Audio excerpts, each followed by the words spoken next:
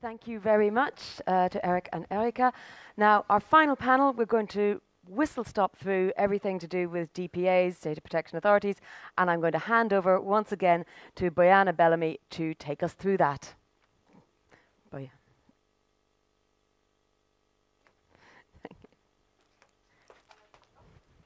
Do come.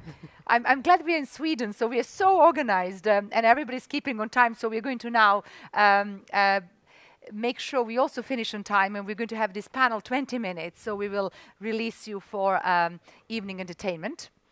So I'm delighted to welcome a little bit of a different panel than what, please have a seat, than what the program says. And I think we're missing one more panelist, but we will start, and he will join us. Viljar Piep, who is a data protection, head of data protection agency at Estonia, is not with us here, but we still have got a fantastic panel. First, Kari Lohman, who you have heard this afternoon from the Norwegian DPA, and Hans Olaf Lindblom from Swedish DPA, head of legal ethics and policy as well. Thank you so much for being with us. Cecilia is stepping in to also provide some of the reflections from her piece, from her work with the DPAs. And first of all, Hans Olaf, I would like to ask you first, because you haven't spoken before, and I know everybody here wants to hear about some of how is the Swedish DPA preparing for this GDPR? Today we talked about organizations in private and public sector stepping up,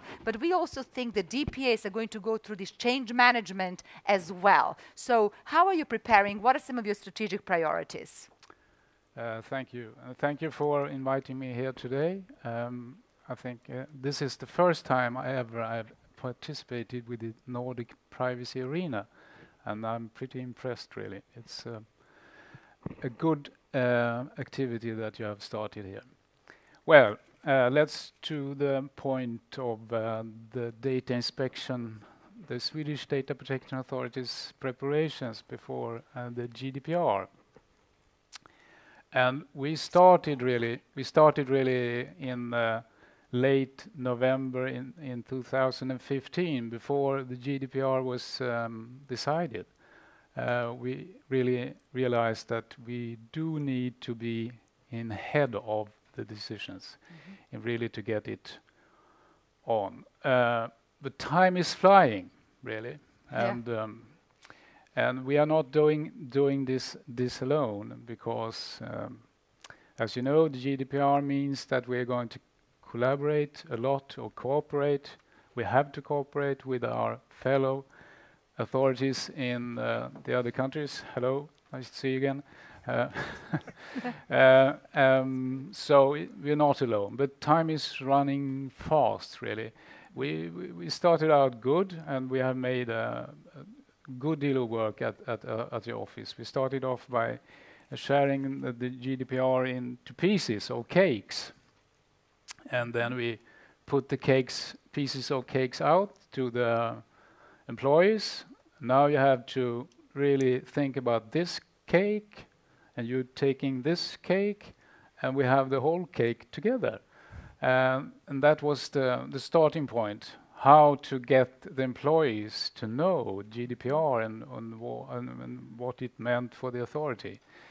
And after that, we have done a lot of work of thinking on all the processes that we need to have, because it's a big difference for us. We have a lot of new assignments coming from the GDPR, and some of these reminds a lot about the old things, but some are pretty new. And one of the big ones is this data breach notification. How on earth are we going to take care of all those notifications, and what to do with it, and so on? And when I started off by saying we're not doing this all by itself, is that, okay, this European Data Protection Board, what we call Europeiska Dataskyddsstyrelsen. There we are, you heard it in Swedish. That's Article 29 in a new shape. The shape of having the right to make binding decisions. They do a lot of this preparatory work. We participate in that, not in all subgroups, but in the most important ones. And at home office, we do the same work, and we try to use the work that is in the European level nationally, because we are Europe today. Yeah, we can't say, we're Sweden, we don't care. We have to do the same thing. And I mean, nearly all of the staff at the home office is taking part in the preparatory work. This is a very hard word to pronunciate for a Swede. Today we are also knowing that we need a new IT platform. You were just recently talking about information security, and that was the big challenge for us when we started to get the new one. And that is also what we see. It's a demand. We must have that platform in order to work with all these new processes, because it's the notification of the data breaches, the notifications of the contact details of these data protection, data privacy officers, and so on. And then we have this system of one-stop shop. Yeah, our fellow data protection authority, maybe in the Netherlands, will come and ask us, well, we have this case and it's cross-border and we need your help. So now you have to stick to that and help us. And all these processes are now being analyzed at our office, and we're closing in. And I think the goal is, of course, we will be ready, but we are dependent on that the rest of the European data protection authorities also are ready, because before we have this platform for cooperation, we must have that. We can come into that, but we are on a good way of being ready. But we have also assigned ourselves to not just be ready by ourselves. We have to get you out there ready as well. And that was one of the goals for our internal project, making this external information. I hope that you find a lot of information about the GDPR on our website today. But at the same time, we think we need a new website, but can't do everything on the same time. Well, let me ask you one question, if I may follow up on this. You talked about great new areas of responsibility for DPAs under the GDPR. You mentioned specifically breach notification, for example, and hundreds of notifications that may come. So are you going to be getting more resources? Have you asked for more resources from the Swedish government? We have. Yes. And, I mean, I worked at the Data Protection Office since 1997 with some intermission. And it was a lot of years when we got no more resources at the same level all the time. But last year we got another 14 million Swedish crowns. That's 1.4 million euros. And that was a great thing. But that was in order to get this IT platform. And now the proposal from the government to the parliament is that we are getting about 30 million Swedish crowns more than earlier, and that will be the proposal is 30 million more, and that's about 85 million Swedish crowns per year. And that will give us a good starting point, because we can see that maybe we would want or need to be the double size of today. And today we're about 50 staff. But you can't grow that fast. You have to grow success as a step by step. Yeah. Everybody's hiring data protection officers, so there are no more 50 people in Sweden who are going to join you. I can imagine. Not easy. But we are very efficient. So. Okay. Well, there you are. There you've heard it. The job opportunities, GDPR, just a job creation is fantastic. For the moment, we are recruiting. And we will be continuing recruiting. Because we know that there's a competition outside, Absolutely. The employees are very competitive. I mean, they Yes. are very interesting for Yeah. private sector and other authorities and so on. So, yeah, I know. let's get more money, and we get it. The government is giving us a good sign now. Good. Yeah. Excellent.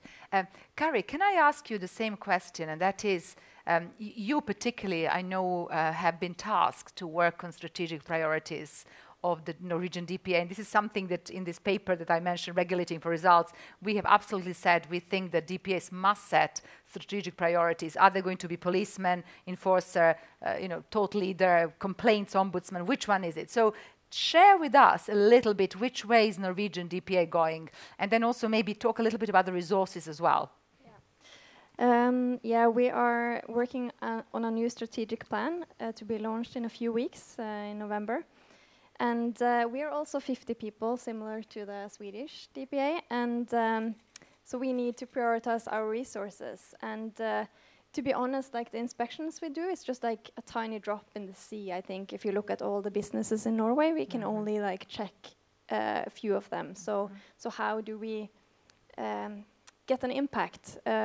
So we are currently debating like how do we solve this? And of course, maybe the first, like the front line is our website, providing tools and information and guidance to companies. And we just got money from our ministry to have an information campaign, or to develop resources on our website that we will do in the next year. So hopefully people will find the answer they're looking for on our website. And then we also have a helpline that responds to emails and telephone calls. And also we have case handling. And we need to handle cases also with the GDPR, but it's very resourceful. So we're trying to, reduce the number of cases if it's possible. And accountability is a key issue here in the GDPR. So we need to ensure that companies can be accountable. Codes of conduct will be very important and will be something that we are pushing. So dialogue with different sectors will be important to make sure that the organizations that organizes sectors will take responsibility. Okay. Yeah. And are you also, you talked about additional budget. Are you going to be expanding your staff as well? We have gotten some extra resources in the 2 years leading up to the GDPR, and we also are getting it next year, but it's kind of from year to year, so it's hard to employ people on a continual basis. So we have extra people now, but we're not sure if we can keep them. But we're definitely very, very busy. I know, everybody is. Can we talk a little bit about this breach notification? Because I think certainly this is an area that's going to change quite a lot. The risk profile of many organizations here is going to change your workload. For example, we know that in the UK Information Commissioner is hiring 100 people just to deal with what they expect will be notifications of breaches. And so, Paul, we had that phenomena. There was a new law in Netherlands where the DPA had to deal. Tell us a little bit about the numbers and how it worked, and sort of what's the strategy? And maybe I'm interested in your views as well. Yeah. How do we deal with this? I mean, what kind of breaches do you really want to hear about? Are there some things you can tell us here in terms of what we should notify and not? I know Article 29 has issued the guidance. So, Paul, do you want to maybe... Well, in the Netherlands, there is a data breach notification bill already since the 1st of January 2016. So just under 2 years now that the Netherlands has been having mandatory data breach notifications.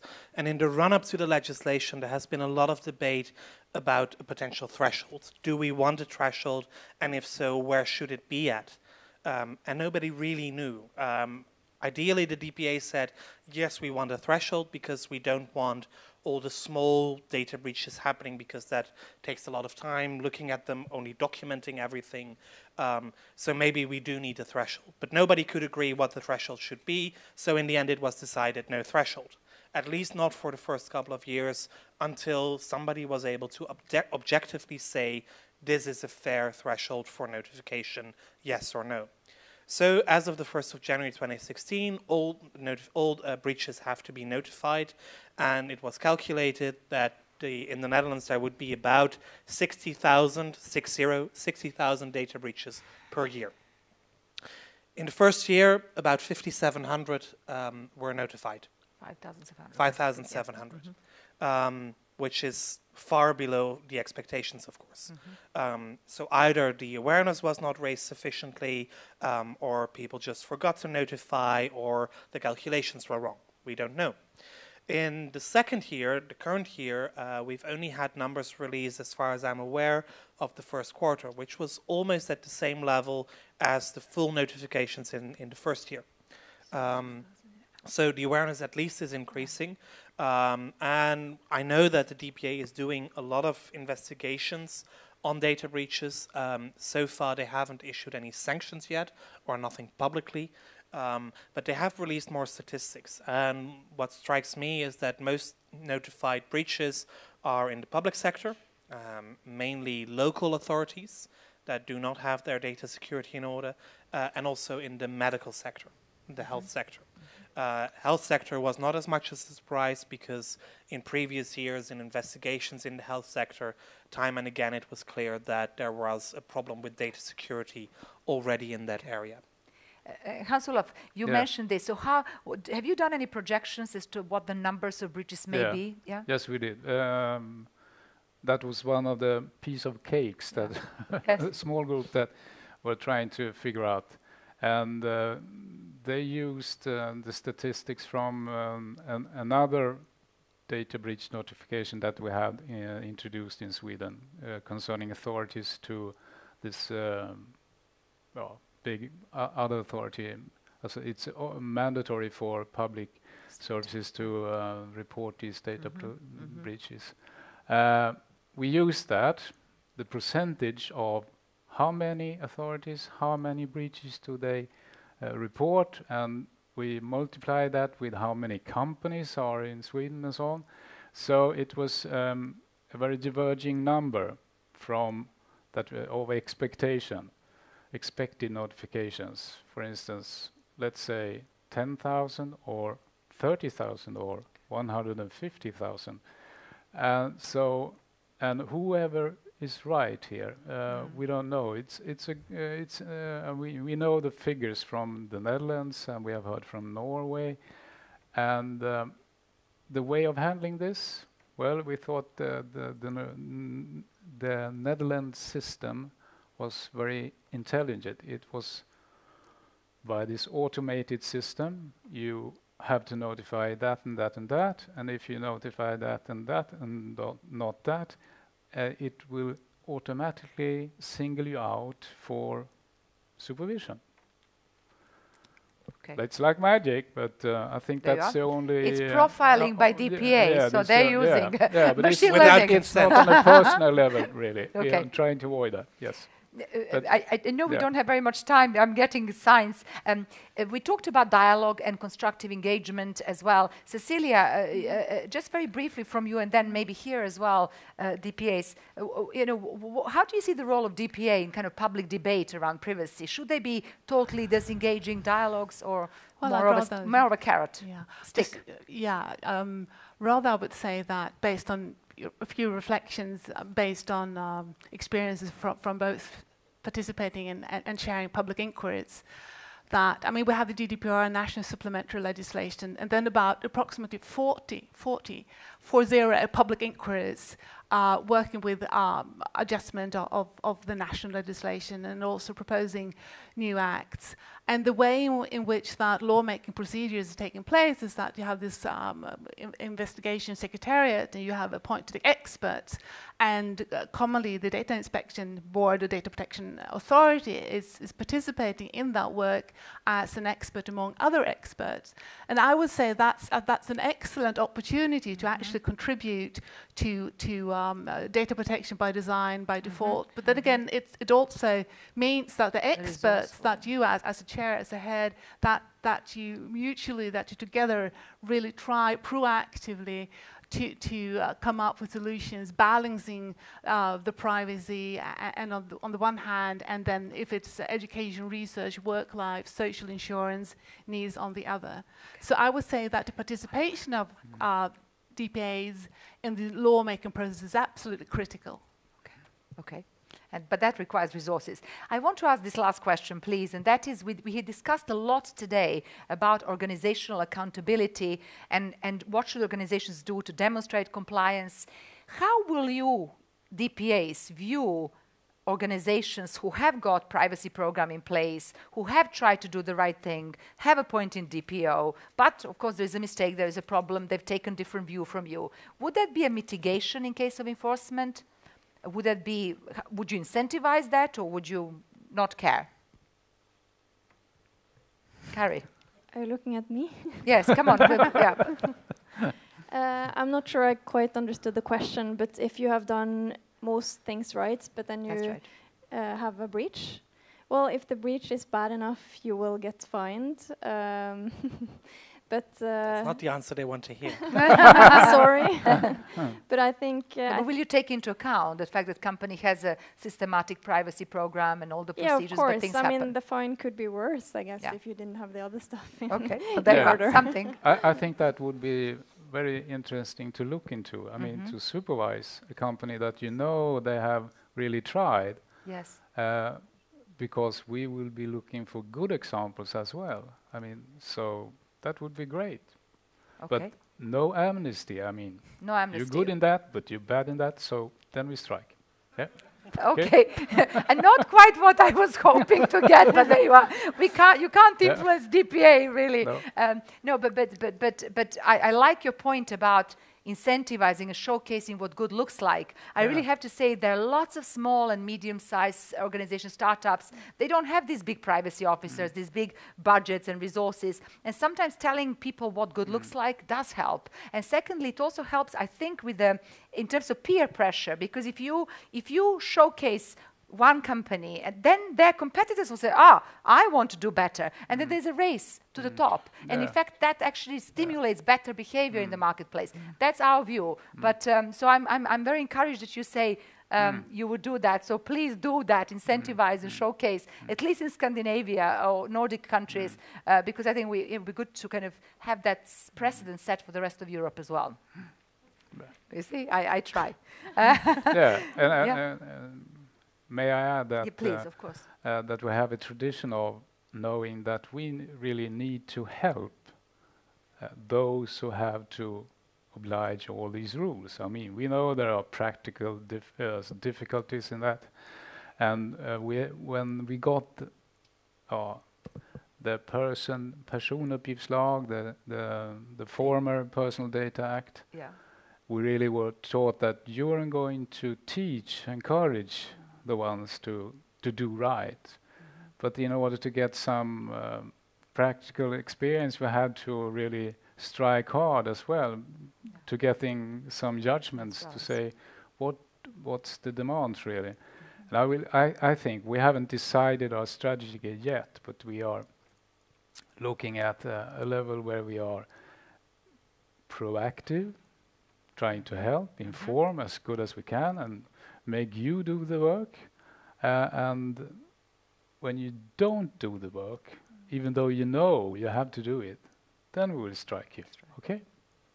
That's sensible. But we haven't decided the strategy yet. So, but that's my guess. Okay. And finally, I think there is some discussion at European level around the finding strategy and enforcement strategy, and it's important that's harmonized. But it's not decided yet as well. Just they have nearly discussed the criteria for the fines. Well, we are coming back to that issue after the 25th of May. Okay. So there is still time for us to put some pleas for sensible fines. Just very briefly, I mean, we're in Stockholm right now, and in addition to privacy data protection, we also have the rights of access principles, and I think that's a challenge in itself. Not only the rights of access, the publicity principle, but also in the context of national archives. So there are multi-values that needs to be balanced, and now data protection is so much focused on naturally, but there are also other values, the right. So are you saying the data protection authorities should also be balancing all these different innovation, digital economy, freedom of expression, privacy? Is that not all of it, of course, but there is a need for a balancing act or reflections, discussions, because from a controller's point of view and processor's point of view, I mean, in reality, it's not good enough with merely data protection. You need to work out the rights of access in practice as well. One final plea in one sentence. For all the DPAs, please make more information available on your investigations in English so that everybody can learn across Europe, because so many of the very valuable investigations are still only in the national languages. That is something for all of us to learn from. That's a great point. Thank you. Yeah. I think, look, I would love to stay here more, but you know, we really have to finish. It's incredibly important discussion, this, and thank you for coming here, DPAs here as well. Paul, you've stepped in here with your former DPA cap, but now you see from other side. I think, as we say, it takes two to tango, or responsible companies, but also DPAs who are able to work with these companies and public sector bodies. So thank you for finding time to be here. I know everybody really appreciates that. Thank you. Thank you very much. Jennifer, to you. Right, well, at this point, so a big round of applause for this panel, I think. Yeah, thank you.